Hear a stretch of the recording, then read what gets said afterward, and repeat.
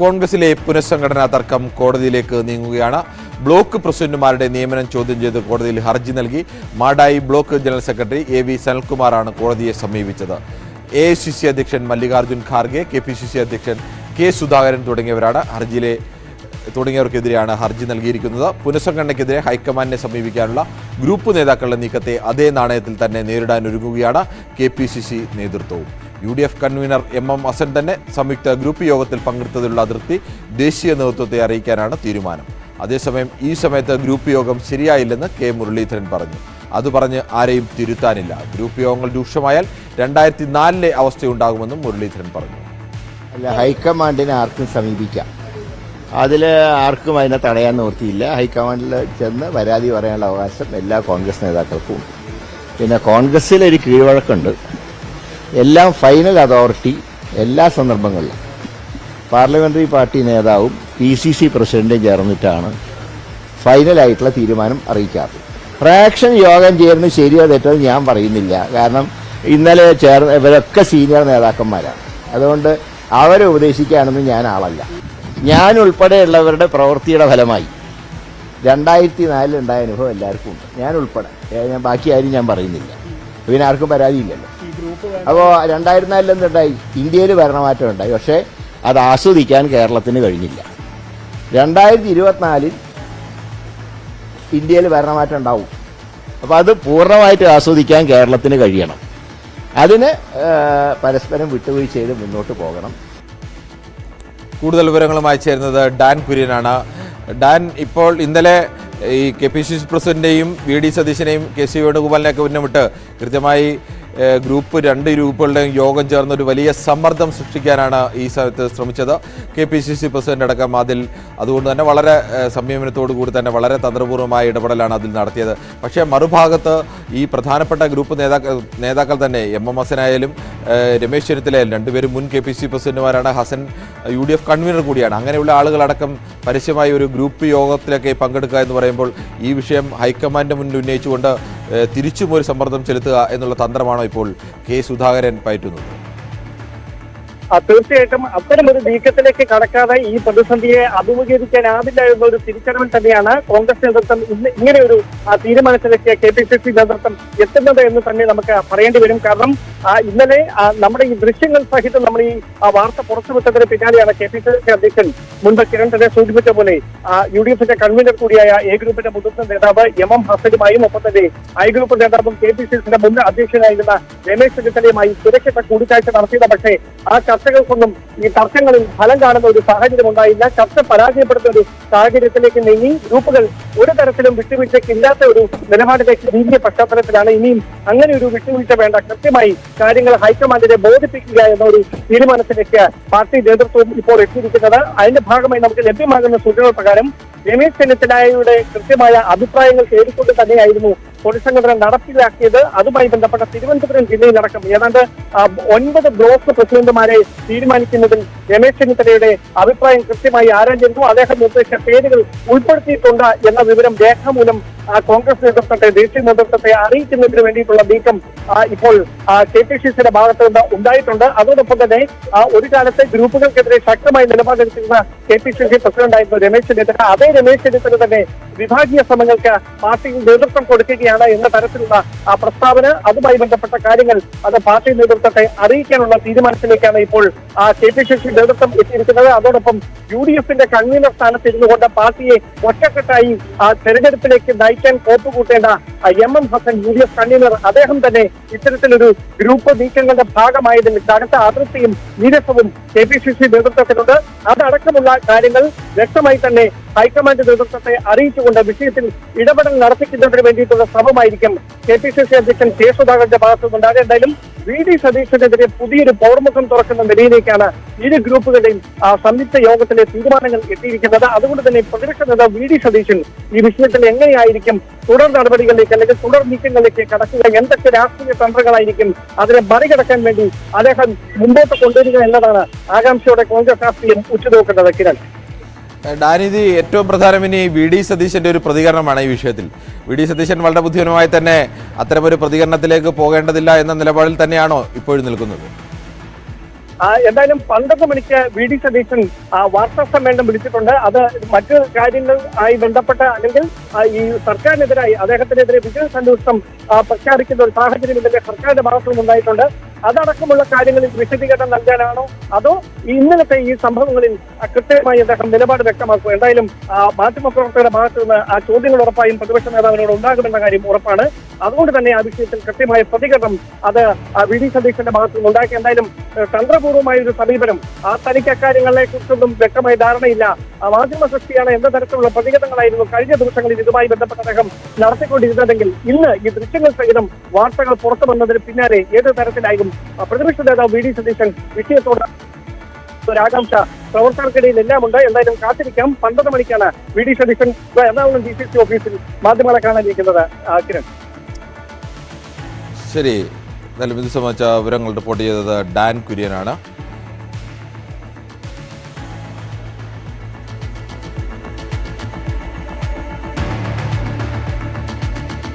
മറ്റു പ്രധാനപ്പെട്ട വാർത്തയിലേക്ക്. പുനലൂരിൽ തെരുവ് നായയുടെ ആക്രമണം. സ്കൂൾ വിദ്യാർത്ഥി ഉൾപ്പെടെ 17 പേർക്ക് കടിയേറ്റു. കടിയേറ്റവർക്ക് റാബിസ് കുത്തിവയ്പ് എടുക്കാൻ താലൂക്ക് ആശുപത്രിയിൽ എത്തിച്ചെങ്കിലും വാക്സിൻ നൽകാനായില്ല. ഇത് വലിയ പ്രതിഷേധത്തിനിടയാക്കി. 5ഓളം പേരെ വാക്സിൻ എടുക്കാൻ തിരുവനന്തപുരം മെഡിക്കൽ കോളേജിലേക്ക് കൊണ്ടുപോയി. ഞാൻ കട പൂട്ടി 6:30 അപ്പുറത്തെ ഗേറ്റ് പൂട്ടിയിട്ട് ഇങ്ങോട്ട് വരുമായിരുന്നു. ഒരു പട്ടി ചാടി കയറിയെന്ന് എൻ്റെ ഈ സൈഡിൽ കയറി പിടിക്കുമോ? തോട്ടോടെ ടൈല് കട. കടയ്ക്കകത്ത് കയറി. ഞാനതിന് അതിനെ പൊക്കി കഴുത്തിൽ പിടിച്ചില്ലെങ്കിൽ ഇത് പറഞ്ഞു പോയാനെ. പോയിട്ട് വരുന്ന കുട്ടികളെയും അതുപോലെ തന്നെ വഴി യാത്രക്കാരെയും വാഹനത്തിൽ പോകുന്ന ആളുകളെ പോലും ഓടിച്ചിട്ട് കടിക്കുന്ന ഒരവസ്ഥയിലാണ് കൊല്ലൂരിലെ തെരുവുനായി ശല്യം. ഇത് വളരെ പ്രാധാന്യത്തോടുകൂടി പുനലൂരെ മുനിസിപ്പാലിറ്റി അധികൃതർ ഇത് മനസ്സിലാക്കി ഇതിനുള്ള ശാശ്വത പരിഹാരം കാണണമെന്നാണ് ആവശ്യപ്പെടാനുള്ളത്. നിരവധി ആളുകളെയാണ് ഇപ്പോൾ പേപ്പട്ടി കടിച്ചിട്ടുള്ളത്. ശരിയായ രീതിയിൽ വാക്സിൻ ലഭ്യത ഇപ്പോൾ ഹോസ്പിറ്റലിൽ കിട്ടുന്നില്ല. വൈകുന്നേരമായി കഴിഞ്ഞാൽ ഇട റോഡുകളിലും മറ്റു വഴികളിലും കൂട്ടമായി വൃദ്ധരായവരെയും ബൈക്ക് യാത്രക്കാർക്ക് സ്വതന്ത്രമായി സഞ്ചരിക്കാൻ പറ്റാത്തൊരു സാഹചര്യം കൂടിയുണ്ട്. കുട്ടികൾ ഒറ്റയ്ക്കാണെങ്കിൽ ഇവ കൂട്ടമായി ആക്രമിക്കുന്ന ഒരു സ്വഭാവമാണുള്ളത്. കൂടുതൽ വിവരങ്ങളുമായി ഷാനോസ് ഡേവിഡാണ് ചേരുന്നത്. ഷാനോസ്, 2 പ്രധാനപ്പെട്ട വിഷയങ്ങളാണ്. ഒന്ന്, തെരുവുനായ ശല്യം, അതിരൂക്ഷമായ തെരുവുനായ ശല്യം, അതിന് പരിഹാരം കാണുന്നില്ല. 2, തെരുവുനായുടെ കടിയേറ്റാൽ റാബിസ് കുത്തിവയ്പ്പിന് വേണ്ടി എടുക്കുമ്പോൾ താലൂക്ക് ആശുപത്രിയിൽ കിട്ടുന്നില്ല. അതിനുവേണ്ടി തിരുവനന്തപുരത്ത് പുനലൂരിൽ നിന്ന് വരേണ്ടി വരുന്നു. മുമ്പും ഇതുപോലെ വാക്സിൻ്റെ ക്ഷാമമൊക്കെ വന്നപ്പോഴും അതെല്ലാം പരിഹരിച്ചിട്ടുണ്ട് എന്ന് മന്ത്രി അടക്കം പറഞ്ഞതാണ്. പക്ഷേ ഇപ്പോഴും പട്ടികടിയേറ്റ് കഴിഞ്ഞാൽ തിരുവനന്തപുരം വരെ പുനലൂരുകാർക്ക് വരേണ്ടി വരുന്ന എന്ന് പറഞ്ഞാൽ അത് അതീവ ഗൗരവമുള്ള വിഷയം തന്നെയല്ലേ? കിരണെ, പ്രധാനമായും ഈ രണ്ടും വളരെ പ്രതിസന്ധി ഉണ്ടാക്കുന്നതും ഒപ്പം തന്നെ ഗൗരവമുള്ളതായ വിഷയമാണ്. കാരണം കഴിഞ്ഞ ദിവസം 17 പേർക്കാണ് തെരുവുനായയുടെ കടിയേറ്റിരിക്കുന്നത്. ഈ തെരുവുനായ്ക്കളിൽ എത്രയെണ്ണം പേ പിടിച്ച നായ്ക്കളുണ്ട് എന്ന് പോലും നമുക്കറിയാൻ കഴിയില്ല. സ്കൂൾ വിദ്യാർത്ഥിനിക്ക് അടക്കം 17 പേർക്ക് തെരുവുനായയുടെ കടിയേൽക്കുന്ന ഗുരുതരമായ സാഹചര്യം ഉണ്ടായിരിക്കുന്നു. അതുപോലെ തന്നെ പുനലൂർ താലൂക്ക് ആശുപത്രി വളരെ പ്രധാനപ്പെട്ട താലൂക്ക് ആശുപത്രിയാണ്. പക്ഷേ ഈ സംസ്ഥാനത്തെ ഏറ്റവും പ്രധാനപ്പെട്ട ആശുപത്രികളൊന്നാണ്. അവിടെ കൃത്യമായ വാക്സിൻ ലഭ്യമാവുന്നില്ല എന്നുള്ളതാണ് മറ്റൊരു പ്രധാനപ്പെട്ട പരാതി. അതിൽ 5 പേരെ തിരുവനന്തപുരം മെഡിക്കൽ കോളേജിലേക്ക് എത്തിക്കുന്ന സാഹചര്യം ഉണ്ടാവുന്നു. അതായത് ഇന്നലെ വൈകുന്നേരം സ്കൂൾ കഴിഞ്ഞ ശേഷം ട്യൂഷൻ കഴിഞ്ഞ് വീട്ടിലേക്ക് പോകാൻ നിൽക്കുന്ന ഒരു വിദ്യാർത്ഥിനിക്കാണ് ആദ്യം തെരുവുനായയുടെ കടിയേൽക്കുന്നത്. പ്രധാനമായിട്ടും ഈ തിരുവനന്തപുരം ആക്രമണം ഉണ്ടാകുന്നത് മാർക്കറ്റ് ജംഗ്ഷൻ, ചെമ്മന്തൂര്, MLA റോഡ് എന്നിവിടങ്ങളാണ് പേപ്പറുടെ ആക്രമണം പതിവായിട്ടുണ്ടാകുന്നത്. നേരത്തെയും ഇതുപോലെ തന്നെ തിരുവനന്തപുരം ആക്രമണം പല തവണയായി ഉണ്ടാകുന്ന സാഹചര്യം പുനലൂരിൽ ഉണ്ടായിട്ടുണ്ട്. അതുപോലെ തന്നെ ഇത് നിയന്ത്രിക്കാൻ ആവശ്യമായ ഒരു അടിയന്തര സംവിധാനം വേണമെന്ന് ഈ കാലത്തൊക്കെയും പ്രതിപക്ഷ രാഷ്ട്രീയ പാർട്ടികളും പൊതുപ്രവർത്തകർക്ക് ആവശ്യപ്പെട്ടിട്ടും കൃത്യമായ ഒരു സംവിധാനത്തിലേക്ക് പോകാൻ അവിടുത്തെ നഗരസഭയ്ക്കും മറ്റ് കഴിയുന്നില്ല എന്നുള്ളതാണ് ഒരു പ്രധാനപ്പെട്ട പരാതിയായിട്ട് ഉയർന്നു നിൽക്കുന്നത്. ഇന്നലെ മാർക്കറ്റ് ജംഗ്ഷനിലാണ് ഈ ട്യൂഷൻ കഴിഞ്ഞ് പോകുന്ന കുട്ടിക്ക് നായയുടെ കടിയേൽക്കുന്ന സാഹചര്യം. 10ാം ക്ലാസ് വിദ്യാർത്ഥിയാണ്. അതിന് ആ സ്ഥലത്ത് തന്നെ ചെമ്മന്തൂർ സ്വദേശിയായ സെഞ്ചു എന്ന് പറയുന്ന ആൾക്ക് അതേ സ്ഥലത്ത് വെച്ച് തന്നെ പേപ്പറുടെ ഈ തെരുവുനായയുടെ കടിയേൽക്കുന്ന സാഹചര്യം ഉണ്ടായി. ഐക്കരക്കോണ സ്വദേശി ശ്യാമ്, തമിഴ്നാട് കല്ലേക്കുടിശി സ്വദേശി ഭൂതത്താൻ. ഷാനോസിലേക്ക് വരാം. മന്ത്രി പി രാജീവ് മാധ്യമങ്ങളെ കാണുകയാണ് തത്സമയ സംരക്ഷണത്തിലേക്ക്. 20 ദിവസം കൊണ്ട് ഇത് പൂർത്തീകരിക്കാൻ കഴിയും. 12 എക്യുപ്മെന്റുകൾ ഇതിനുവേണ്ടി യന്ത്രങ്ങൾ പ്രവർത്തനം നടത്തിക്കൊണ്ടിരിക്കുന്നു. അപ്പോൾ അതിവേഗത്തിൽ നിലവിലുള്ള ഈ സ്ഥിതിയിൽ അടിഞ്ഞുകൂടിയിട്ടുള്ള എക്കലും ചെളിയും എല്ലാം മാറ്റി ഒഴുക്ക് സുഗമമാക്കുക എന്നതാണ് പ്രധാനമായി ലക്ഷ്യം വയ്ക്കുന്നത്. അതോടൊപ്പം തന്നെ വൈപ്പിൻ മേഖലയിൽ അവിടെ നിന്നുള്ള കായലിലേക്കുള്ള മൗത്തുകളും ഓപ്പൺ ചെയ്യുന്നുണ്ട്. അപ്പോൾ നല്ല രീതിയിൽ തന്നെ വെള്ളം വന്നാലും നമുക്ക് ഒഴുകി പോകുന്നതിനുള്ള സാഹചര്യം ഒരുക്കലാണ് ചെയ്യുന്നത്. അത് നന്നായി തന്നെ മുന്നോട്ട് കൊണ്ടുപോകാൻ കഴിയുമെന്നാണ് പ്രതീക്ഷിക്കുന്നത്. മാലിന്യ സംസ്കരണം ഈ മഴക്കാലം മാലിന്യ സംസ്കരണം അതേപോലെ മുമ്പത്തെ പോലെ അത് പൂർത്തിയാക്കാൻ സാധിച്ചിട്ടുണ്ട്. റോഡരികിലേക്ക് എപ്പോഴും അല്ല, മാലിന്യ സംസ്കരണത്തിൽ നല്ല രീതിയിൽ നമുക്ക് മുന്നേറാൻ കഴിഞ്ഞിട്ടുണ്ട്. അപ്പോൾ അതിൽ ബ്രഹ്മപുരം ഒരു അവസരം കൂടിയായി എടുത്ത് തദ്ദേശ സ്വയംഭരണ വകുപ്പും മറ്റെല്ലാ സംവിധാനങ്ങളും ഏകോപിതമായി മുന്നോട്ട് പോകുന്നുണ്ട്. ജില്ലാ കളക്ടറുടെ നേതൃത്വത്തിൽ ഒരു എംപവേർഡ് കമ്മിറ്റി അതിനു വേണ്ടി പ്രവർത്തിക്കുന്നുണ്ട്. ഹൈക്കോടതിയുടെ നിരീക്ഷണങ്ങളും അവരുടെ നിർദ്ദേശങ്ങളും അതും ഇതിന് സഹായകരമാണ്. അപ്പോൾ എല്ലാവരും കൂടി യോജിച്ചുള്ള ഒരു മുന്നേറ്റമാണ് ഇപ്പോൾ മാലിന്യ നിർമ്മാർജ്ജനത്തിൽ നടത്തിക്കൊണ്ടിരിക്കുന്നത്. എന്നാൽ കൊച്ചി പോലെയൊരു നഗരം കൈകാര്യം ചെയ്യേണ്ട മാലിന്യത്തിൻ്റെ അളവും നേരത്തെ തുടർന്നുകൊണ്ടിരുന്ന രീതിയുമെല്ലാം വെച്ച് നോക്കുമ്പോൾ നമുക്ക് ഒരു ദിവസം കൊണ്ടോ ഒരു നിശ്ചിത സമയം കൊണ്ടോ മാത്രം ലക്ഷ്യത്തിലേക്ക് എത്താൻ കഴിയുകയില്ല. ഘട്ടം ഘട്ടമായി അതിലേക്ക് എത്തുന്നതിനാണ് ശ്രമിച്ചുകൊണ്ടിരിക്കുന്നത്. നല്ല മുന്നേറ്റം ഉണ്ടാക്കാൻ കഴിഞ്ഞിട്ടുണ്ടെന്ന് തന്നെയാണ് ഞങ്ങൾ വിലയിരുത്തുന്നത്. ബഹുമാനപ്പെട്ട തദ്ദേശ സ്വയംഭരണ വകുപ്പ് മന്ത്രിയും ഞാനും ചേർന്ന് മിക്കവാറും എല്ലാ ആഴ്ചകളും തന്നെ വിലയിരുത്തൽ നടത്തിക്കൊണ്ടിരിക്കുന്നുണ്ട്. ഒടുവിൽ ചേർന്ന യോഗത്തിൽ നേരത്തെ 190-200 ടൺ വരെ മാലിന്യമാണ് ബ്രഹ്മപുരത്തേക്ക് പോയിക്കൊണ്ടിരുന്നത്. അതിൽ നന്നായി കുറവുണ്ടാക്കാൻ കഴിഞ്ഞു. ഇപ്പോൾ ഒരു 50 ടൺ വരെയാണ് ഇനിയും കൈകാര്യം ചെയ്യുന്നതിലൊരു പരിമിതി ഉള്ളത് എന്നാണ് കോർപ്പറേഷൻ പറഞ്ഞിട്ടുള്ളത്. അപ്പോൾ 50 ടൺ തൽക്കാലത്തേക്ക് അങ്ങോട്ട് കൊണ്ടുപോകുന്ന നേരെ തള്ളുക എന്നതിന് പകരം ഏതെങ്കിലും തരത്തിൽ പ്രോസസ്സ് കൂടി അവിടെ നടത്തേണ്ടതുണ്ട് എന്ന് കണ്ടിരുന്നു. ഈ 50 ടൺ കോർപ്പറേഷൻ തന്നെയാണോ വരുന്നത് എന്ന കാര്യം കുറേ കൂടി സൂക്ഷ്മതയോടുകൂടി വ്യക്തത വരുത്താനായി ജില്ലാ എംപവേർഡ് കമ്മിറ്റി അത് പ്രത്യേകം ശ്രദ്ധിക്കുന്നുണ്ട്. അപ്പോൾ ഘട്ടം ഘട്ടമായി അതിനകത്ത് മാറ്റം വരുത്താൻ കഴിയും. മിക്കവാറും 2 ആഴ്ചക്കുള്ളിൽ തന്നെ BPCLന്റെ പദ്ധതിക്ക് ഒരു അവസാന രൂപമാകും. അപ്പോൾ ഒരു വർഷം കൊണ്ട് നമുക്ക് ഒരു ശാശ്വതമായ പരിഹാരവും മാലിന്യത്തെ സംബന്ധിച്ചുണ്ടാക്കാൻ കഴിയുമെന്നാണ് ഞങ്ങൾ കണക്കാക്കുന്നത്. ഈ വ്യാജരേഖ കേസിൽ SFI നേതാവ് വിദ്യ ഇപ്പോഴും ഒളിവിൽ കഴിയുകയാണ്. ഇപ്പോൾ സംസ്ഥാന സെക്രട്ടറിയുടെ പരാതിയിൽ പോലീസ് പ്രത്യേക അന്വേഷണ സംഘത്തെ നിയോഗിച്ചു. പക്ഷേ ഒരു ഗുരുതരമായ ഒരു കുറ്റം ചുമത്തപ്പെട്ട വിദ്യ ഇപ്പോഴും ഒളിവിലാണ്. പോലീസിനെ വരെ അതിനെ കണ്ടെത്താൻ കഴിഞ്ഞിട്ടില്ല. അല്ല, അത് നിങ്ങൾ പറഞ്ഞല്ലോ, SFI നേതാവൊന്നുമില്ലല്ലോ. അവർ നേരത്തെ പറഞ്ഞല്ലോ, ഒരു കാലത്ത് SFIയുടെ ഭാഗമായി യൂണിവേഴ്സിറ്റി യൂണിയൻ്റെ ഭാരവാഹിയായിരുന്ന ഒരാളാണ്. അങ്ങനെ ഒരാൾക്ക് ഒരു തെറ്റ് ചെയ്തിട്ടുണ്ട് എന്ന് കണ്ടെത്തിയിട്ടുണ്ട്. അത് സംബന്ധിച്ചുള്ള അന്വേഷണം നടക്കുന്നുണ്ട്. ഒരു കുറ്റവാളികളെയും സംരക്ഷിക്കുന്ന സമീപനം സർക്കാരിനില്ല. അപ്പോൾ നേരത്തെ SFIയിൽ പ്രവർത്തിച്ചിരുന്നു എന്നതുകൊണ്ട് നേരത്തെ പലരും വ്യക്തമാക്കിയതുപോലെ SFIയുടെ ഒരു ഉത്തരവാദിത്തമല്ലത്. അത്തരത്തിലുള്ള തെറ്റായ പ്രവണത ഇപ്പോൾ മഹാരാജാസ് കോളേജ്, യൂണിവേഴ്സിറ്റി കോളേജ് എല്ലാം ഇപ്പോഴത്തെ റാങ്കിങ്ങിൽ ഏറ്റവും മികവാർന്ന രീതിയിലേക്കാണ് വന്നിട്ടുള്ളത്. കേരളത്തിലെ കോളേജുകൾ നമ്മുടെ 2-3 സ്വഭാവത്തിൽ റാങ്കിങ്ങിലും നന്നായി മുന്നേറാൻ കഴിഞ്ഞിട്ടുണ്ട്. അപ്പോൾ ആ നേട്ടമാകെ നമ്മൾ സംരക്ഷിക്കേണ്ടതുണ്ട്. ഏതെങ്കിലും തരത്തിൽ തെറ്റായ പ്രവണതകൾ ഏതെങ്കിലും വ്യക്തികൾ ചെയ്താൽ അതെല്ലാം ശക്തമായി തന്നെ നിയമാനുസൃതം തന്നെ നേരിടും. പോലീസ് അന്വേഷണം ഇപ്പോൾ കൃത്യമായിട്ട് നടക്കുകയാണ് വിദ്യയുടെ കേസിലടക്കം. അത് നിങ്ങളും റിപ്പോർട്ട് ചെയ്യുന്നുണ്ടല്ലോ, നന്നായി നടക്കുന്നുണ്ടെന്നുള്ളത്. ഈ SFIയുടെ ഉന്നത ബന്ധങ്ങൾ ഉപയോഗിച്ചാണ് ഇത്തരത്തിൽ ഒരു സർട്ടിഫിക്കറ്റ് തയ്യാറാക്കിയെന്നൊരു ആരോപണം. അത് ഇന്ന് തന്നെ ഇത് പറയുന്ന പത്രം തന്നെ എഴുതിയിട്ടുണ്ട് എങ്ങനെയാണ് തയ്യാറാക്കാൻ എളുപ്പത്തിൽ കഴിയുക എന്നുള്ളത്. നിങ്ങൾ തന്നെ 2 വാക്ക് എഴുതുന്നുണ്ട്. ഇതിനൊക്കെ ഉന്നതമായ ബന്ധം വേണമെന്നൊക്കെ പറയുന്നത് നിങ്ങൾക്ക് പറയുമ്പോൾ അത് ചാരാനൊരു സംവിധാനവും സംഘടനയും വേണമെന്നല്ലാതെ ഇതൊക്കെ നിങ്ങൾ തന്നെ വായിച്ചു നോക്കിയാൽ എൻ്റെ യാഥാർത്ഥ്യം മനസ്സിലാവുമല്ലോ. ആരോഗ്യത്തിൽ തന്നെ കേട്ടോ. ഇവർ ഈ സർട്ടിഫിക്കറ്റ് ഉപയോഗിച്ച് 2 പ്രധാനപ്പെട്ട കോളേജുകളിൽ പഠിപ്പിക്കുന്ന ഒരു സാഹചര്യം വരെ ഉണ്ടായി. ഇതൊക്കെ കേരളത്തിലാണ് നടക്കുന്നത്. നമ്മളെത്ര വലിയ സംവിധാനത്തിലേക്ക് മുന്നേറി എന്നൊക്കെ പറയുമ്പോഴും ഇത്തരം സംഭവങ്ങൾ കേരളത്തിൽ ആവർത്തിക്കപ്പെടുന്നു എന്നുള്ള സാധനം ഒരു ഭൂഷണമായിട്ടുള്ള കാര്യമാണോ? അല്ല, ഇതൊരു പ്രശ്നം നമ്മൾ ശ്രദ്ധപ്പെട്ടല്ലോ. അത് ആവർത്തിക്കാതിരിക്കാൻ വേണ്ടി ഇനിയിപ്പോൾ സർട്ടിഫിക്കറ്റ് വെരിഫിക്കേഷൻ എന്തെങ്കിലും മാറ്റങ്ങൾ ആവശ്യമാണോ? അതെല്ലാം അതാത് കോളേജുകളും വകുപ്പും തന്നെ പരിശോധിക്കേണ്ടതാണ്. പക്ഷേ ഇത് ആവർത്തിക്കുന്നു പറഞ്ഞാൽ ഇപ്പോൾ ഒരു സംഭവം നമ്മുടെ ശ്രദ്ധയിൽപ്പെട്ടു. അപ്പോൾ ഇത്തരം സർട്ടിഫിക്കറ്റുകൾക്ക് ആധികാരികത ഉറപ്പുവരുത്താൻ എന്താണ് ചെയ്യേണ്ടത്? എനിക്ക് തോന്നുന്നു നിങ്ങൾ കേരളത്തിലെ ഉന്നത വിദ്യാഭ്യാസ രംഗത്ത് നല്ല നിലയിലുള്ള മാറ്റങ്ങൾ ഇപ്പോൾ പ്രകടമാണ്. ഞാൻ നേരത്തെ പറഞ്ഞല്ലോ, കേരളത്തിലെ കോളേജുകൾ ഇപ്പോൾ റാങ്കിങ്ങിൽ നിങ്ങൾ നോക്കിക്കോളൂ. ഏറ്റവും കൂടുതൽ കയറി വന്നിട്ടുള്ള ഒരു സംസ്ഥാനം കേരളമാണ്. മറ്റ് പലയിടങ്ങളിലും നമ്മൾ കേൾക്കുന്ന വാർത്തകളിലെ PhD വില കൊടുത്ത് വാങ്ങിക്കുന്നു, അതുപോലെ അധ്യാപകരാകുന്നതിന് തെറ്റായ രീതികൾ, അത്തരം വാർത്തകളൊന്നും കേരളത്തിൽ ഉണ്ടായിരുന്നില്ല. എന്നാൽ ഏതെങ്കിലും സംഭവം വന്നാൽ ആ സംഭവത്തിൽ കർക്കശമായ നിലപാട് സ്വീകരിക്കുന്നതോടൊപ്പം തന്നെ അത്തരം കാര്യങ്ങൾ ആവർത്തിക്കാതിരിക്കാനുള്ള നടപടികളും സാധാരണഗതിയിൽ സർക്കാർ സ്വീകരിക്കും. അപ്പോൾ അതിന് ഇത്തരം സർട്ടിഫിക്കറ്റുകൾ വെരിഫൈ ചെയ്യാനായിട്ട് പ്രത്യേക സംവിധാനങ്ങൾ ആവശ്യമാണോ? അതെല്ലാം തന്നെ ഉന്നത വിദ്യാഭ്യാസ വകുപ്പ് പരിശോധിക്കുമെന്നാണ് ഞാൻ കരുതുന്നത്. വ്യാജ സർട്ടിഫിക്കറ്റ് ഉണ്ടാക്കുന്നത് പുതുമയല്ല, അത് പക്ഷേ സർക്കാർ വകുപ്പിൽ തന്നെ, സർക്കാർ ഓഫീസുകളിൽ തന്നെ കൊടുക്കുന്നതാണ് വളരെ ഏറ്റവും വലിയ ഗുരുതരമായിട്ടുള്ളൊരു കുറ്റം. അല്ല, പുതുമയാണോ ഇല്ല എന്നുള്ളത് ഞാൻ ഒന്നല്ല, നിങ്ങൾ തന്നെയല്ലേ പറയുന്നത് ഇതുണ്ടെന്നുള്ളത്. ഇപ്പോഴാണ് നമ്മുടെ ശ്രദ്ധയിൽ ഇപ്പോൾ പ്രശ്നം വന്നിരിക്കുന്നു. അത് ഗവൺമെന്റ്, പോലീസ് കേസ് രജിസ്റ്റർ ചെയ്ത് ശക്തമായ അന്വേഷണം നടത്തുന്നു. ഒരാളും കുറ്റം ചെയ്ത ഒരാളെയും സംരക്ഷിക്കാൻ ഒരു സംവിധാനവും നിൽക്കില്ല. എന്നാൽ ഇത്തരം കാര്യങ്ങൾ ആവർത്തിക്കാതിരിക്കാനുള്ള ജാഗ്രതയും നന്നായി ഉണ്ടാകേണ്ടതുണ്ട്. നിങ്ങൾ പക്ഷെ മാധ്യമങ്ങൾ പൂർണ്ണമായിട്ടും ഇപ്പോൾ ആദ്യത്തെ കേസിൽ തന്നെ ഞങ്ങൾ ചെയ്ത കാര്യത്തിൽ ഇങ്ങനെയാണോ എന്ന രൂപത്തിൽ SFI എന്ന സംഘടനയെ ആകെ അധിക്ഷേപിക്കുന്ന രൂപത്തിലുള്ള പ്രചാരവേലകളാണ് നടക്കുന്നത്.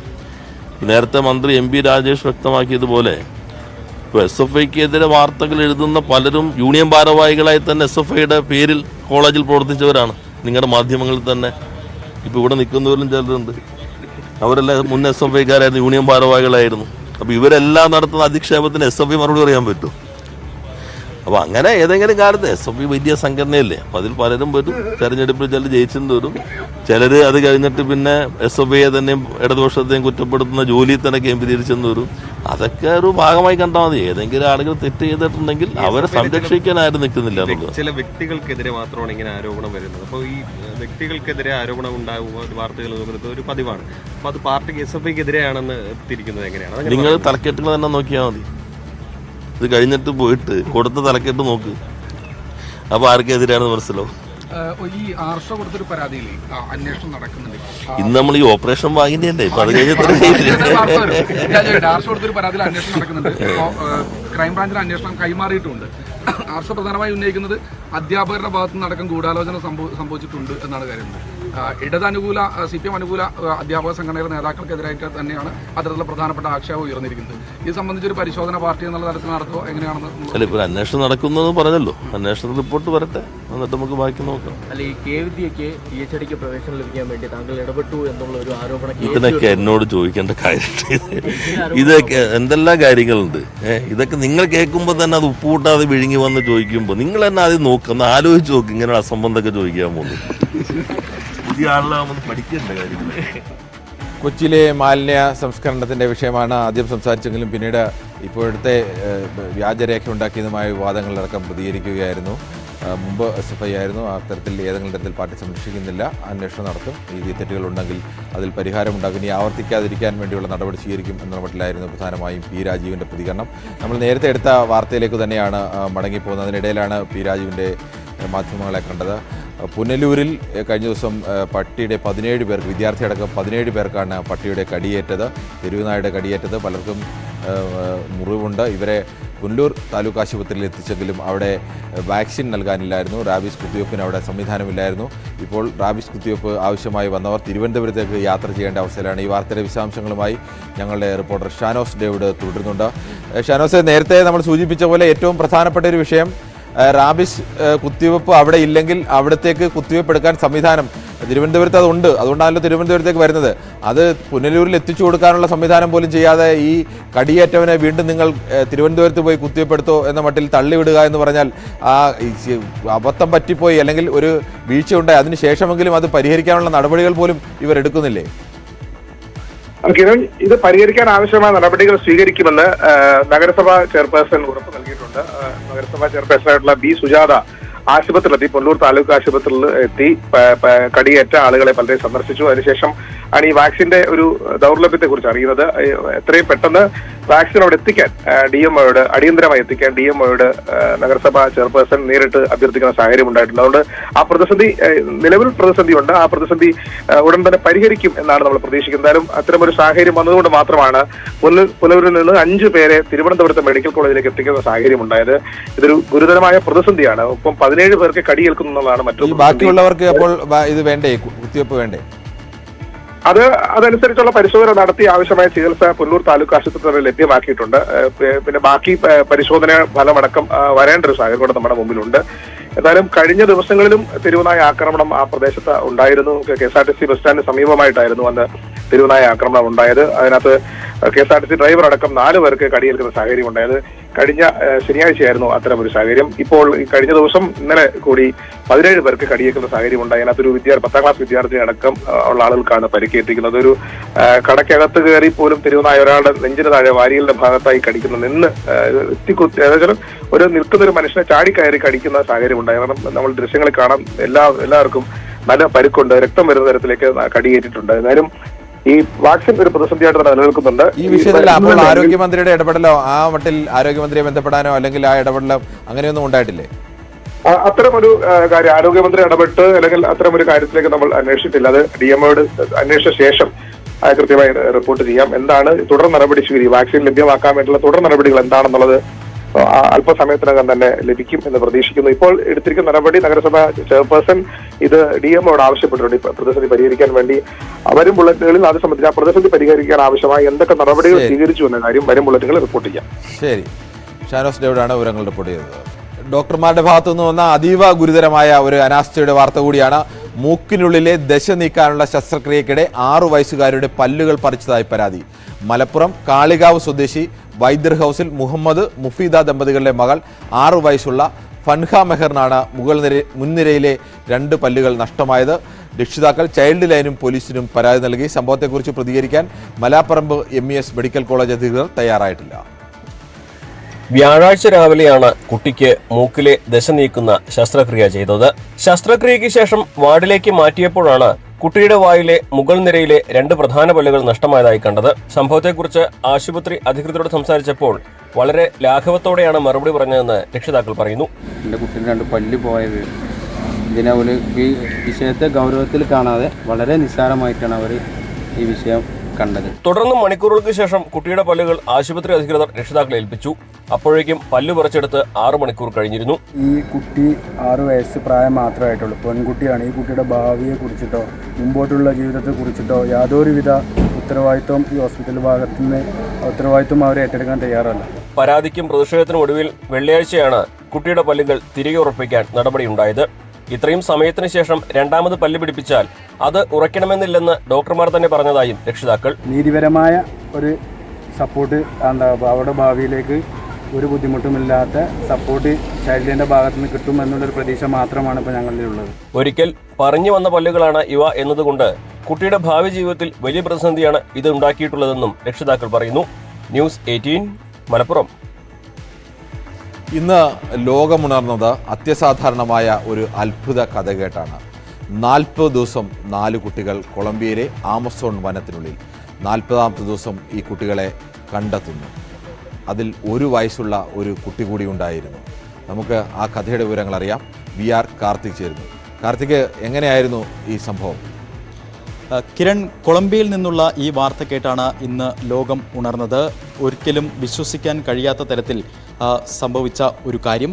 4 കുട്ടികൾ 40 ദിവസം ആമസോൺ വനാന്തരങ്ങളിൽ അതിജീവനത്തിന് ശേഷം അവർ ലോകത്തിന് മുന്നിലേക്ക് വന്നിരിക്കുന്നു എന്ന ഒരു കാര്യം അത്ഭുതം എന്ന ഒറ്റവാക്കിലല്ലാതെ മറ്റൊരു വിശേഷണങ്ങളും ഇതിന് നൽകാനാകില്ല. സംഭവത്തെക്കുറിച്ച് അന്തർദേശീയ മാധ്യമങ്ങൾ റിപ്പോർട്ട് ചെയ്യുന്നത് ഇങ്ങനെയാണ്. മെയ് 1 തെക്കൻ കൊളംബിയയിൽ നിന്ന് ഒരു ചെറു വിമാനത്തിൽ അമ്മയും 4 കുട്ടികളും ഒരു ബന്ധുവും പൈലറ്റും അടങ്ങുന്ന 7 അംഗ സംഘം പുറപ്പെടുന്നു. അരരാക്കുരോ എന്ന പട്ടണത്തിൽ നിന്ന് ആമസോൺ പ്രവിശ്യയിൽ നിന്ന് മറ്റൊരു പ്രവിശ്യയിലേക്കാണ് ഇവർ യാത്ര പുറപ്പെട്ടത്. പറന്നുയർന്ന് ഏതാണ്ട് 300 കിലോമീറ്റർ കഴിയുമ്പോൾ ഈ ചെറു വിമാനത്തിൻ്റെ എഞ്ചിൻ തകരാറിലാകുന്നു. തുടർന്ന് ആമസോൺ കാടുകൾക്ക് നടുവിൽ ഈ വിമാനം തകർന്നു വീഴുകയുമായിരുന്നു. ഈ വിവരം ലഭിച്ചതിനെ തുടർന്ന് കൊളംബിയൻ സൈന്യം ആദ്യഘട്ടത്തിൽ തന്നെ പരിശോധനകൾ ആരംഭിച്ചു. ആദ്യ ദിവസം ഒരു തരത്തിലുള്ള പരിശോധനയിലും ഈ വിമാനാവശിഷ്ടങ്ങൾ കണ്ടെത്താൻ സാധിച്ചിരുന്നില്ല. ദിവസങ്ങൾക്ക് ശേഷം വിമാനം കണ്ടെത്തുന്നു. ആ വിമാനത്തിന് സമീപത്ത് നിന്ന് അമ്മയുടെയും ബന്ധുവിൻ്റെയും പൈലറ്റിൻ്റെയും മൃതദേഹം കിട്ടുന്നു. ഇങ്ങനെ 3 പേർ കൊല്ലപ്പെട്ട വിവരം ആ ഘട്ടത്തിൽ സ്ഥിരീകരിക്കുന്നു. ഇവരുടെ മൃതദേഹങ്ങൾ കിട്ടുന്നു. പക്ഷേ ആ വിമാനത്തിലുണ്ടായിരുന്ന 4 കുട്ടികൾ എവിടെ എന്ന ചോദ്യം അപ്പോഴും ബാക്കിയാകുന്നു. അങ്ങനെ ഈ കുട്ടികൾക്ക് വേണ്ടി നടത്തിയ അന്വേഷണമാണ് ഇന്ന് ലോകം അത്ഭുതത്തോടെ വീക്ഷിക്കുന്ന ഈ വാർത്തയിലേക്ക് എത്തി നിൽക്കുന്നത്. ആദ്യഘട്ടത്തിൽ ഈ കുട്ടികളെ ഈ ആമസോൺ വനാന്തരങ്ങളിൽ തിരയുക എന്നത് വളരെ ദുഷ്കരമായ വെല്ലുവിളിയായിരുന്നു. എങ്കിൽ കൂടിയും കുട്ടികൾ ജീവിച്ചിരിപ്പുണ്ട് എന്ന് മുത്തശ്ശൻ ഉറപ്പ് പറഞ്ഞു. അതായത് ഈ കുട്ടികൾ പ്രാദേശികമായ ഗോത്രവർഗ വിഭാഗത്തിൽപ്പെട്ടവരാണ്. അവർക്ക് കാടിനെ അടുത്തറിയാം, അവർക്ക് കാടിനെ ഏറെ പരിചയമുണ്ട്. അതുകൊണ്ട് തന്നെ തെരച്ചിലിൽ 3 3 പേരുടെ മൃതദേഹം മാത്രമാണ് കിട്ടിയത്. അതുകൊണ്ട് തന്നെ മറ്റുള്ളവർ, അതായത് ഈ കുട്ടികൾ രക്ഷപ്പെട്ടിരിക്കാം എന്ന വിവരം മുത്തശ്ശൻ ആത്മവിശ്വാസത്തോടെ പങ്കുവച്ചു. ആ മുത്തശ്ശൻ്റെ വാക്കുകൾ കൊളംബിയൻ ജനത വിശ്വാസത്തിലെടുക്കുകയും കൊളംബിയൻ ഭരണകൂടം ഈ തെരച്ചിലിനായി ഒരു സൈന്യത്തെ നിയോഗിക്കുകയും ചെയ്യുന്നു.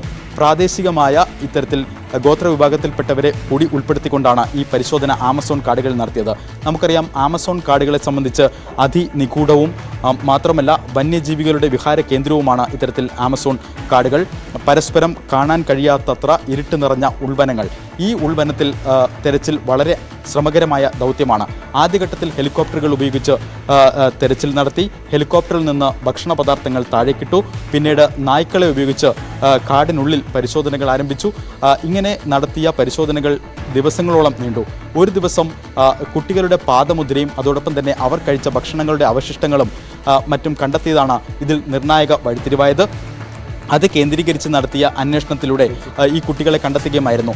കരിയിലകൾ കൂട്ടിയിട്ട് കുട്ടികൾ കത്തിച്ചതടക്കമുള്ള തെളിവുകൾ ലഭിച്ചതിനെ തുടർന്ന് അന്വേഷണം സജീവമാക്കി. കൂടുതൽ സൈന്യത്തിലേക്ക് ഇത്തരത്തിൽ തെരച്ചിൽ നടത്താൻ കൂടുതൽ പേരെ ഭരണകൂടം നിയോഗിക്കുന്നു. ഗോത്രവിഭാഗത്തിൽപ്പെട്ടവരുടെ സഹായത്തോടു കൂടി ഈ തെരച്ചിൽ പൂർത്തിയാക്കുന്നു. അങ്ങനെ അത്ഭുതം എന്ന് പറയണം, 40 ദിവസത്തിന് ശേഷം ഇത്തരത്തിൽ ഒരു കൊടുങ്കാടിൽ നിന്ന് 4 കുട്ടികൾ, മൂത്ത കുട്ടിക്ക് 13 വയസ്സ്, രണ്ടാമത്തെ കുട്ടിക്ക് 9 വയസ്സ്, മൂന്നാമത്തെ കുട്ടിക്ക് 4 വയസ്സ്, അക്കൂട്ടത്തിൽ ഉള്ള ഏറ്റവും ഇളയ കുഞ്ഞിന് 11 മാസം മാത്രമായിരുന്നു ഈ വിമാനം തകർന്നു വീഴുമ്പോൾ ഉണ്ടായിരുന്ന പ്രായം. ഇപ്പോൾ ആ കുട്ടിക്ക് 1 വയസ്സ് തികയുന്നു. ഇത്തരത്തിൽ 13 വയസ്സുള്ള കുട്ടി അതിൻ്റെ സഹോദരങ്ങളെ എങ്ങനെയാണ് ഈ 40 ദിവസം കാടിനുള്ളിൽ അവരെ സംരക്ഷിച്ചത്, അവർക്ക് വേണ്ട ഭക്ഷണം എങ്ങനെയൊക്കെയായിരുന്നു നൽകിയത് എന്നതടക്കമുള്ള കാര്യങ്ങളിൽ ഇനി ലോകം കൗതുകത്തോടെ അവരിൽ നിന്ന് തന്നെ അവരുടെ ഈ ആമസോൺ കാടുകളിൽ അവർ കഴിഞ്ഞുകൂടിയ ദിനരാത്രങ്ങളുടെ കഥ അവരിൽ നിന്ന് തന്നെ കേട്ടറിയണം. എന്തായാലും കൊളംബിയൻ പ്രസിഡന്റ് ഗുട്ടാവോ പെട്രോ അല്പം മുമ്പ് ട്വീറ്റ് ചെയ്തത് ഇതൊരു മാജിക്കൽ ഡേ ആണ് എന്നാണ്. കൊളംബിയൻ ജനതയ്ക്ക് മാത്രമല്ല ലോകത്തിന് തന്നെ ഈ വാർത്ത ഇപ്പോൾ ഒരു മാന്ത്രിക സ്പർശമുള്ള ഒരു അവിശ്വസനീയ കഥ പോലെ തോന്നുന്ന ഒരു വാർത്തയായി മാറിയിരിക്കുകയാണ്. ഏതായാലും ദിവസങ്ങൾ നീണ്ട തെരച്ചിലിനൊടുവിൽ പ്രതീക്ഷകൾ അസ്തമിക്കാതെ ഒരു ജനത ഒന്നാകെ നടത്തിയ ഒരു തെരച്ചിലിനൊടുവിൽ ഇപ്പോൾ 4 കുട്ടികളെ 40 ദിവസത്തിൽ അവർ കാടുകളിൽ കഴിഞ്ഞതിന് ശേഷം അവരെ കണ്ടെത്തിയിരിക്കുന്നു. ഏതായാലും കുട്ടികളുടെ ആരോഗ്യനില സംബന്ധിച്ച് കാര്യമായ ആശങ്കകളില്ല എന്നാണ് പുറത്തു വരുന്ന റിപ്പോർട്ടുകൾ.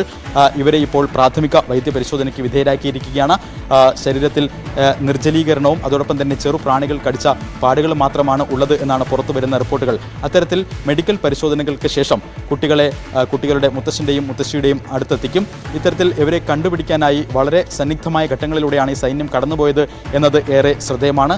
സാധ്യമായ എല്ലാ മാർഗങ്ങളും ഉപയോഗിച്ചു എന്നത് ശ്രദ്ധേയമാണ്. നേരത്തെ പറഞ്ഞതുപോലെ നായ്ക്കളെ ഉപയോഗിച്ചുള്ള പരിശോധന, അതോടൊപ്പം തന്നെ ഇവരുടെ ഗോത്രഭാഷയിൽ ഈ മുത്തച്ഛനും മുത്തശ്ശിയുടെയും ശബ്ദ സന്ദേശം റെക്കോർഡ് ചെയ്ത് ഹെലികോപ്റ്ററുകളിൽ താഴ്ന്നു പറന്ന് ലൗഡ് സ്പീക്കറുകളിൽ കാടിനുള്ളിൽ ഇവരുടെ ശബ്ദ സന്ദേശം കേൾപ്പിച്ചു. ഇത്തരത്തിൽ കൂടുതൽ ദൂരം സഞ്ചരിക്കരുതെന്നും കൃത്യമായി നിൽക്കുന്ന സ്ഥലത്ത് ഇന്ന കാര്യങ്ങൾ ചെയ്യണമെന്നും അടക്കമുള്ള സന്ദേശങ്ങൾ ഈ കുട്ടികളിലേക്ക് എത്തിച്ചു. അത്തരത്തിൽ ഉള്ള ഒരു കമ്മ്യൂണിക്കേഷനാണ് പിന്നീട് ഫലവത്തായത്. ഏതായാലും വളരെ സന്തുഷ്ടവാനാണ് ആ മുത്തശ്ശനും മുത്തശ്ശിയും.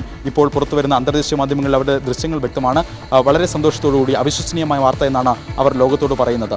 ഏതായാലും മെഡിക്കൽ പരിശോധനകൾ അടക്കമുള്ളവ പൂർത്തിയായ ശേഷം അവരുടെ ബന്ധുക്കളുടെ അടുത്തേക്ക് ഈ കൈക്കുഞ്ഞിനെയും മറ്റ് 3 കുട്ടികളെയും അവർ എത്തിക്കും. ഏതായാലും അത്ഭുതം എന്ന് വിശേഷിപ്പിക്കേണ്ട ഒരു അതിജീവനത്തിൻ്റെയും ഇതിനകത്തൊരു പ്രധാനപ്പെട്ട വിഷയം, ഈ ഇവരുടെ 3 പേരുടെ മൃതശരീരം കിട്ടുന്നു. അപ്പോൾ 4 കുട്ടികളെ കാണുന്നില്ല. അപ്പോഴേക്കും സാധാരണഗതിയിൽ അവരും മരിച്ചിട്ടുണ്ടാവും, അല്ലെങ്കിൽ കാടിൽ വന്യമൃഗങ്ങളടക്കമുള്ളതാണ്. അവർ ജീവിച്ചിരിപ്പുണ്ട് എന്നൊരു മുത്തച്ഛൻ്റെ പ്രതീക്ഷ സ്വാഭാവികമാണ്. അത് മുത്തച്ഛനും അങ്ങനെ ഏത് മുത്തച്ഛനും പ്രതീക്ഷിക്കാം അങ്ങനെ. പക്ഷെ അതിനപ്പുറത്തേക്ക് ഇവർക്ക് എങ്ങനെയാണ് ഇവർ ജീവിച്ചിരിപ്പുണ്ട് എന്നൊരു പ്രതീക്ഷ, അങ്ങനെ ഒരു തോന്നൽ ഇവർക്കുണ്ടായത്? അതിന് ഏതെല്ലാം സൂചനകളാണ് ഇവർക്ക് കിട്ടിയത്? സ്വാഭാവികമായും ഈ മുത്തശ്ശൻ്റെ ആത്മവിശ്വാസം പകർന്ന വാക്കുകൾ തന്നെയാണ് ഇത്തരത്തിൽ ഒരു തെരച്ചിൽ ഊർജിതമാക്കാൻ ഭരണകൂടത്തെ പ്രേരിപ്പിച്ചത്. ആദ്യഘട്ടത്തിൽ തന്നെ മുത്തശ്ശൻ പറയുന്നത് മൂത്ത കുട്ടിക്ക് 13 വയസ്സുണ്ട്, ആ കുട്ടിക്ക് കാടിൽ ജീവിച്ചു പരിചയമുണ്ട്, കാടിൻ്റെ ഭാഗങ്ങളറിയാം, അതുകൊണ്ട് തന്നെ കാട്ടിൽ എങ്ങനെ കഴിഞ്ഞു കൂടണം എന്നതിനെ സംബന്ധിച്ചൊക്കെ ഒരു പ്രാഥമിക ജ്ഞാനമുള്ള ഒരു കുട്ടിയാണ്. അതുകൊണ്ട് തന്നെ അവൻ്റെ സഹോദരങ്ങളെ സംരക്ഷിക്കും എന്ന് തനിക്ക് ഉറപ്പുണ്ട്. തെരച്ചിൽ അവസാനിപ്പിക്കരുത്, തെരച്ചിൽ സജീവമായി മുന്നോട്ട് കൊണ്ടുപോകണം എന്ന് മുത്തശ്ശൻ ആവശ്യപ്പെട്ടു. ആ ഘട്ടത്തിലാണ് ഒരു ജനത ഒന്നാകെ ഇതിന് ഒറ്റക്കെട്ടായി നിൽക്കുകയും ഇത്തരത്തിൽ ഓപ്പറേഷൻ ഹോപ്പ് എന്ന പേരിൽ ഒരു പദ്ധതി തന്നെ ഇതിനായി നടപ്പാക്കുകയും ചെയ്തത്. ഈ ദൗത്യത്തിനായി പ്രത്യേക സൈന്യത്തെ ഒരു വിഭാഗത്തെ നിയോഗിക്കുന്നു. ആദ്യഘട്ടത്തിൽ അവർ തെരച്ചിൽ നടത്തുന്നു, അത് വിഫലമാകുന്നു. അപ്പോൾ കൂടുതൽ അംഗങ്ങളെ ഈ സൈന്യത്തിൻ്റെ ഭാഗത്തെ ഉൾപ്പെടുത്തി തെരച്ചിൽ ഹെലികോപ്റ്ററിലടക്കം വിപുലമാക്കുന്ന ഒരു ഘട്ടമാണ് പിന്നീട് കണ്ടത്. അതിനോടൊപ്പം തന്നെ പ്രാദേശിക ഗോത്ര വിഭാഗത്തിൽപ്പെട്ടവരുടെ സഹായവും അവരെ അടക്കം ഹെലികോപ്റ്ററിൽ കൊണ്ടുപോയി ഈ കാടിനെ അടുത്തറിയുന്നവരെ ഇവർ പോകാൻ സാധ്യതയുള്ള പ്രദേശങ്ങളിലൂടെയൊക്കെ തെരച്ചിൽ നടത്തി. പാദമുദ്രകളും അതോടൊപ്പം തന്നെ ഇവർ കഴിച്ച ഭക്ഷണങ്ങളുടെ അവശിഷ്ടങ്ങൾ, ആപ്പിളിൻ്റെ അവശിഷ്ടങ്ങളടക്കം കണ്ടെത്തിയെന്നാണ് റിപ്പോർട്ടുകൾ. അങ്ങനെ ഇവർ സഞ്ചരിച്ച പാദമുദ്രകൾ കണ്ടെത്തി. അതിനുശേഷം ആ പാദമുദ്രകളെ പിന്തുടർന്ന് ദിവസങ്ങളോടെ നടത്തിയ തെരച്ചിൽ കുട്ടിയുടെ ഡയപ്പർ അടക്കമുള്ളവ കണ്ടെത്തുന്നു. ഇതെല്ലാമാണ് ഇവരിലേക്ക് എത്താൻ സഹായകമായ ഘടകങ്ങൾ എന്നാണ് അന്തർദേശീയ മാധ്യമങ്ങൾ റിപ്പോർട്ട് ചെയ്യുന്നത്. ഏതായാലും എങ്ങനെ ഈ 40 ദിവസം ഇത്തരത്തിൽ ഒരു കൊടും വനത്തിനുള്ളിൽ അവർ കഴിഞ്ഞു എന്നത് സംബന്ധിച്ച് വരും ദിവസങ്ങളിൽ ആ കുട്ടികൾ തന്നെ ലോകത്തോട് പറയണം. ഒരുപക്ഷെ ഭാവിയിൽ അവരിൽ നിന്ന് തന്നെ ഉൾക്കൊള്ളുന്ന ഒരു വിവരങ്ങളൊക്കെ ഉൾപ്പെടുത്തിയ ഒരു സിനിമയിലൂടെയാകാം നമ്മളടക്കമുള്ള മലയാളികൾക്ക് ഒരുപക്ഷെ ഈ 40 ദിവസം എങ്ങനെ ആ കുട്ടികൾ അവിടെ അതിജീവിച്ചു എന്ന കഥയുടെ പൂർണ്ണരൂപം മനസ്സിലാക്കാൻ. കിരൺ, ശരി. ആർ കാർത്തിക്കാണ് അത്ഭുതകരമായ ആ രക്ഷപ്പെടലിൻ്റെ അതിശയിപ്പിക്കുന്ന കഥകൾ പറഞ്ഞത്.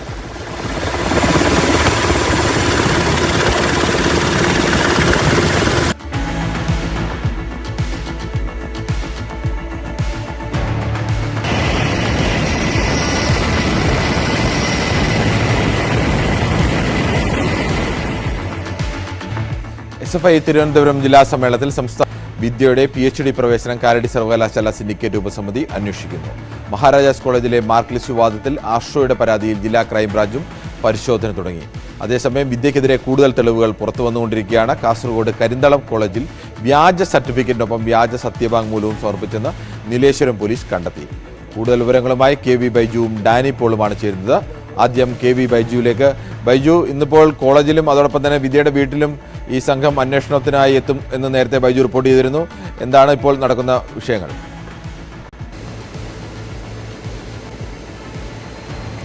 കിരൺ ബാബു, അഗളിയിൽ നിന്നുള്ള പോലീസ് സംഘം അല്പസമയത്തിനകം ഈ കെ വിദ്യയുടെ തൃക്കരിപ്പൂരിലെ വീട്ടിലെത്തും. അതിനു മുൻപ് ഇപ്പോൾ നീലേശ്വരം CI സംഘവും ഇപ്പോൾ കെ വിദ്യയുടെ വീട്ടിലെത്തിയിരിക്കുന്നു. ഇവിടെ പരിശോധന നടത്തുന്നു.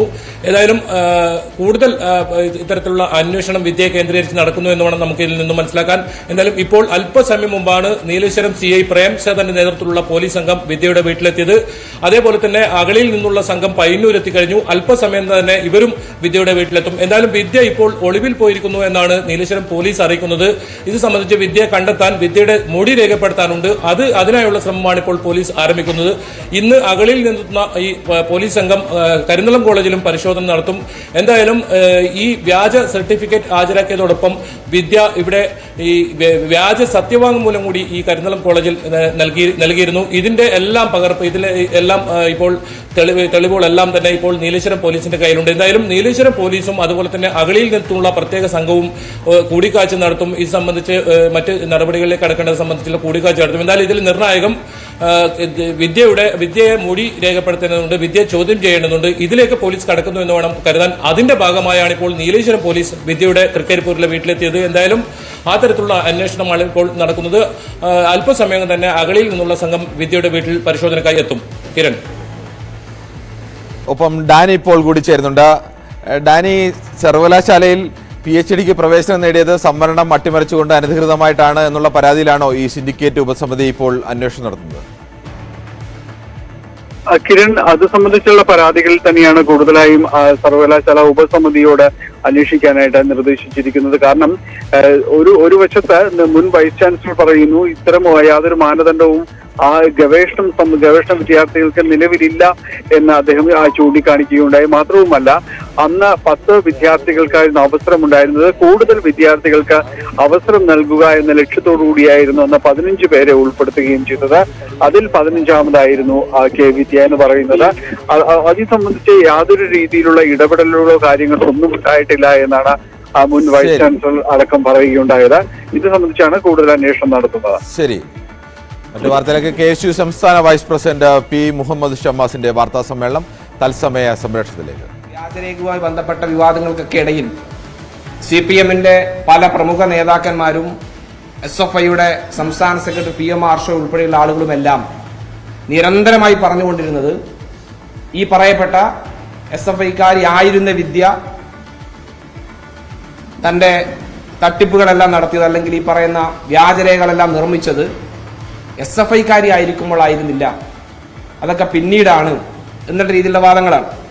ഞാൻ ഇപ്പോൾ സൂചിപ്പിച്ച ഈ എംഫില്ലിൽ തട്ടിപ്പ് കാണിച്ച് കൃത്യമായി ഒരു സ്ഥലത്ത് പഠിക്കുകയും മറ്റൊരു സ്ഥലത്ത് പണിയെടുക്കുകയും ചെയ്ത വിദ്യ ആ തട്ടിപ്പ് കാണിച്ചത് കൃത്യമായി SFIയുടെ യൂണിവേഴ്സിറ്റി യൂണിയൻ കൗൺസിലറായി എംഫിൽ വിദ്യാർത്ഥിയായിരിക്കെ SFIക്കാരിയായി പ്രവർത്തിച്ചു വന്നുകൊണ്ടിരിക്കുന്ന കാലത്ത് തന്നെയാണ് ഈ തട്ടിപ്പ് നടത്തിയത്. കൃത്യമായി പറഞ്ഞാൽ 2019 നവംബർ 25-നാണ് ഈ കാലടി സെന്ററിൽ യൂണിവേഴ്സിറ്റി യൂണിയൻ ഭാരവാഹിയായതിന്റെ പേരിൽ വിദ്യ കാലടി സംസ്കൃത സർവകലാശാല യൂണിവേഴ്സിറ്റി യൂണിയൻ ജനറൽ സെക്രട്ടറിയായി തെരഞ്ഞെടുക്കപ്പെടുന്നത്. ആ ദിവസം വരെ, ആ നവംബർ മാസം വരെ കൃത്യമായി വിദ്യ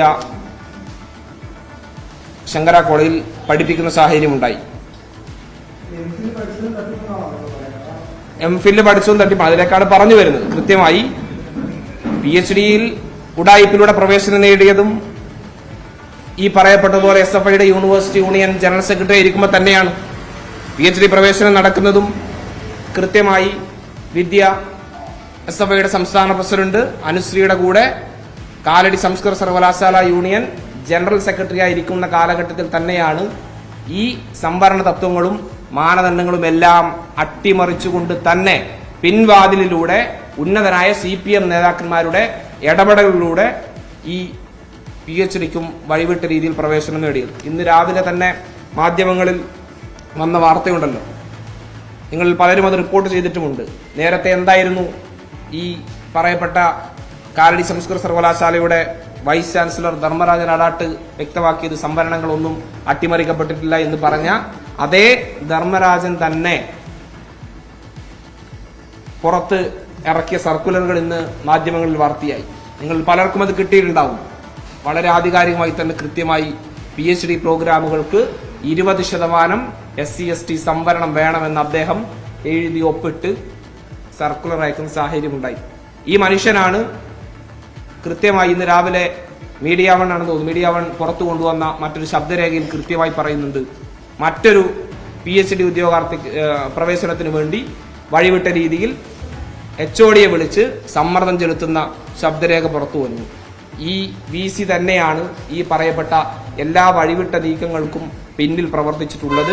അതിന് ഏതൊക്കെ രാഷ്ട്രീയ നേതാക്കന്മാരുടെ സമ്മർദ്ദമുണ്ടായി എന്നത് സംബന്ധിച്ചും എന്തൊക്കെ ഇടപെടലുകളാണ് അത് സംബന്ധിച്ച് നടന്നിട്ടുള്ളതെന്ന് സംബന്ധിച്ച് കൃത്യമായ ഒരു അന്വേഷണം അത് ഈ സർക്കാർ നടത്തുന്ന അല്ലെങ്കിൽ യൂണിവേഴ്സിറ്റി നടത്തുന്ന ഏതെങ്കിലും തരത്തിലുള്ള അന്വേഷണ പ്രഹസനങ്ങളിൽ KSUവിന് വിശ്വാസമില്ല.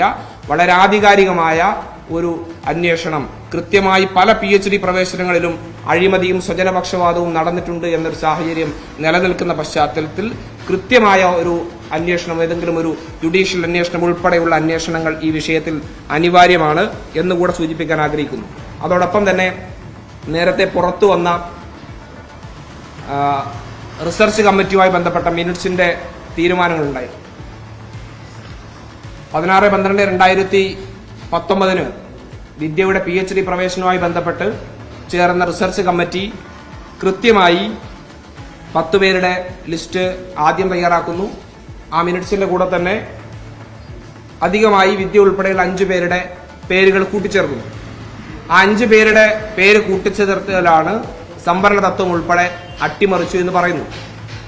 അത് ഏതെങ്കിലും രീതിയിൽ ഒരു ആരോപണത്തിനപ്പുറത്തേക്ക് സർവകലാശാലയ്ക്ക് തന്നെ ബോധ്യമുള്ള ഒരു വസ്തുതയാണ്. കാരണം ഇവരാ നിയമനത്തിന് സാധൂകരിച്ചുകൊണ്ട് പറയുന്നത്, ആ പ്രവേശനത്തെ സാധൂകരിച്ചുകൊണ്ട് പറഞ്ഞിട്ടുള്ളത് അതൊരു സൂപ്പർ ന്യൂമറി ഒഴിവിലേക്ക് ലിസ്റ്റ് ചെയ്തതാണ്. അങ്ങനെ ചെയ്യുമ്പോൾ പോലും കൃത്യമായി സർവകലാശാലയ്ക്ക് ബാധ്യതയില്ലാത്ത തലത്തിൽ തന്നെ, ഏതെങ്കിലും തരത്തിലുള്ള സാമ്പത്തിക ബാധ്യത ഉൾപ്പെടെ ഇല്ലാത്ത തലത്തിൽ തന്നെ JRF ഉൾപ്പെടെയുള്ള ദേശീയ കേന്ദ്ര സർക്കാരിന്റെ സ്കോളർഷിപ്പുകളൊക്കെ ഉള്ള ആളുകളെ മാത്രമേ അങ്ങനെ എടുക്കാൻ പാടുള്ളൂ എന്നുണ്ട്. അങ്ങനെയുള്ള 3 പേരെ ഉൾപ്പെടുത്തുകയും അതിന് പുറമെ വിദ്യ ഉൾപ്പെടെ 2 പേരെയും ഉൾപ്പെടുത്തുകയാണ് ചെയ്തത്. അതിൽ വിദ്യയുടെ കാര്യം 15ാമത് റാങ്കുകാരെ വരുമ്പോൾ സംവരണം കൂടെ അട്ടിമറിക്കപ്പെട്ടു. തൊട്ടടുത്ത് 2022 ഇതേ മലയാളം PhD സെലക്ഷനുമായി ബന്ധപ്പെട്ട് HOD പുറത്തിറക്കിയ ഒരു ലിസ്റ്റുണ്ട്. ആ ലിസ്റ്റിനകത്ത് ഈ പറയപ്പെട്ടതുപോലെ തന്നെയാണ്. നേരത്തെ ഇപ്പൊ സൂചിപ്പിച്ച ചട്ടം കൃത്യമായി പാലിച്ചിട്ടുണ്ട്. സൂപ്പർ ന്യൂമറിയായി ലിസ്റ്റ് ചെയ്തിട്ടുള്ളത് കൃത്യമായി JRF ഉൾപ്പെടെയുള്ള ആളുകളെ മാത്രമാണ്. അത് കൃത്യമായി ബ്രാക്കറ്റിൽ രേഖപ്പെടുത്തുകൂടെ ചെയ്തിട്ടുണ്ട്. അന്ന് SC/ST സംവരണം ഉൾപ്പെടെ കൃത്യമായും ഈ ആനുപാതിക KSU സംസ്ഥാന വൈസ് പ്രസിഡന്റ് വാർത്താ സമ്മേളനമാണ്. തയ്യാറാക്കിയിട്ടുണ്ട്. SFI നേതാവായിരിക്കുന്ന ഘട്ടത്തിൽ തന്നെയാണ് വിദ്യ ഇത്തരം അനധികൃത ഇടപെടലുകൾ നടത്തിയതും പ്രവേശനം നേടിയതും എന്നുള്ളതാണ് വാർത്താ സമ്മേളനത്തിൽ പ്രധാനമായും ഉന്നയിക്കുന്ന ആരോപണം. ഇന്നത്തെ സ്വർണം വെള്ളി പ്ലാറ്റിനം നിരക്ക്